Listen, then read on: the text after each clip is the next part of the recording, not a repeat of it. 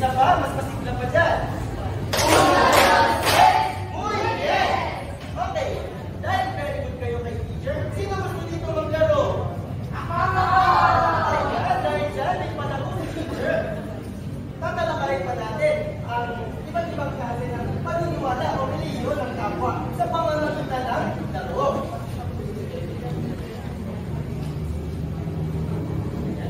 So, papagkasin nyo doon, teacher, sa dalawa. Ito ang group 1 at ito ang group 2. Maaari na kayong magbilaw ng buwan.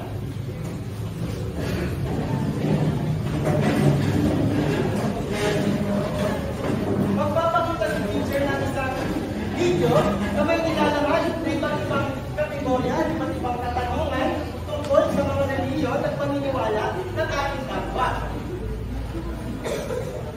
Bibigyan ko kayo ng isang whiteboard. Sa whiteboard may isulat ang tamang sagot sa mga katanungan na ipapakita sa video. Ngunit, bibigyan lamang kayo ni teacher ng 10 segundo para magsagot. Malinaw ba ito? Tandaan natin na bawal mo na magsulat pagkat hindi nagsisimula ang timer. Ang mananalong grupo ay may premyo. Ayan ang panahon natin. ¿Entiendes? Ay, katanungan po ba tayo? Walang katanungan po na tayo mag-proceed. Come on, vámonos! Everybody, let's go!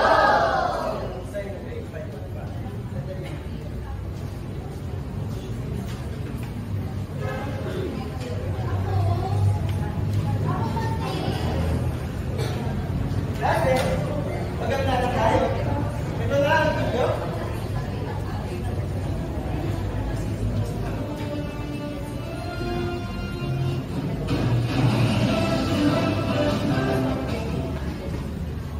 Andito tayo sa ating organisasyon.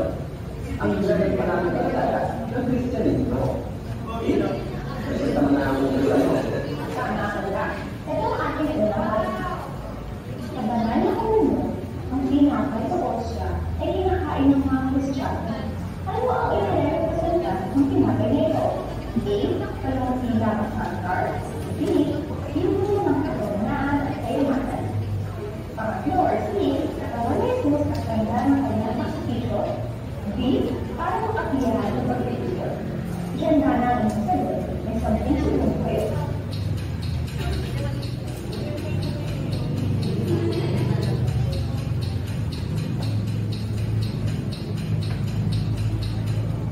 At ang tamang sagot ay C. Katawan ni Jesus at ganda ng kanyang Alam niyo ba klase na ang tinapay sa banal na komunyon ay nire-representa ang katawan ni Jesus na inialay para sa kaligtasan ng lahat. Sinisimbolo nito ang kanyang sakripisyo at pagmamahal. Nadating tayo sa pangalawang destinasyon, Hinduism. Nakarating na tayo sa pampang sa Galgadong Pilasa. Ipresenta mo na ang susunod na kabanat. Maraming salamat kayo. Ito ang aking tanong. Ang mga Hindu ay naliligo sa sagradong ilog tulad ng Ganges. Ano kaya ang nire-representa ng pagligo ito? Letter A, para maglaro ng saya sa tubig.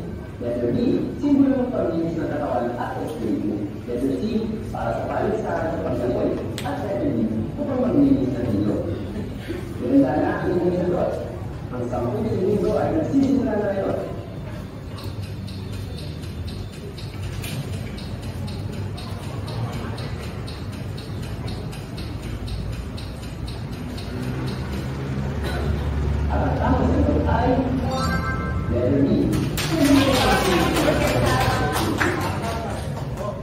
Alam niyo ba klase na ang pagdigo sa sagradong ilog tulad ng ilog ng Ganges ay hindi lang basta-basta paglilinis ng katawan o pagtanggal ng dumi, ito rin ay paglilinis ng espiritu.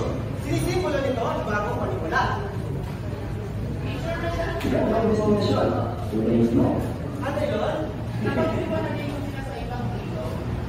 Ganun pa rin po yung pinapaniwala nila or kailangan sa kanila. May mga sa Hinduismo, may mga ilog talaga na sagrado sa kanila. Kaya kailangan may specific o specifico na ilog na pinaliliguan sila. Hindi ka po pwede maligo sa kung saan. Bukod sa kanilang religion.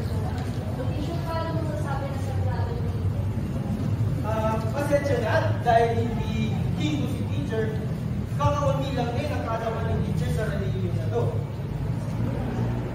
Sige, may question? Okay, maraming salamat. Pwede na ba tayo mag-proceed sa ating laro? Narito tayo sa isang tahanan ng mga Hudyo na nahanda para sa Sabat. Okay? Ganda mo ng tanong. Tama na. Ito ang tanong. Alam niyo ba na ang mga Hudyo ay may espesyal na araw tuwing Biyernes ng gabi hanggang Sabado ng gabi? Ang araw na ito ay tinatawag na Sabat. Ano ang ginagawa nila sa araw na ito?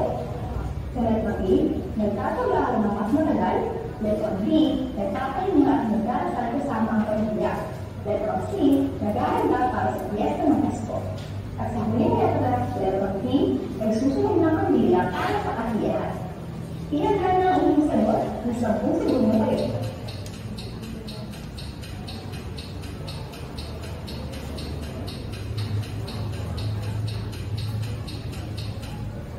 Ang tamang sagot ay B. Nagpapalala at nagdarasal kasama ang pamilya. Kaya, ikaw naman muna ang trivia. Kasi alam mo ba na ang Sabbath day ay ang araw ng pahinga ng mga Hudyo. Sa araw na ito, itinededicate nila ang araw nila sa kanilang mga pamilya, sa Diyos at magpapahinga. Kasi pasensya lang dahil medyo kulang na tayo sa oras, kakilalanin ko ng iba ang panahon natin. Mukhang draw ang dalawang grupo. Mamaya ko tayo bibigay ang premyo. Pero round si video sa inyo. Pwede niyo magbigay ng premyo sa inyo na muy bien ka? Ang galing. Nag-enjoy ba kayo? Ano yun? Teacher, may katulad po ba yung Sabbath day sa dito po sa Pilipinas? Meron. Or sa mga Catholics? Mga Catholics. Meron. Kasi sa Kristyanismo, ang sabi sa Biblia ay pang-pitong araw. Di ba sa Genesis, dito gumawa si God at nahiwalay ang kanyang mga creation sa loob ng 7 araw. At sa pang-pitong araw, ayun ang tinatawag na rest day niya. Kaya ganon ang Sabbath day. Sasagot ko ba ang katanungan? Opo, teacher. Maraming salamat.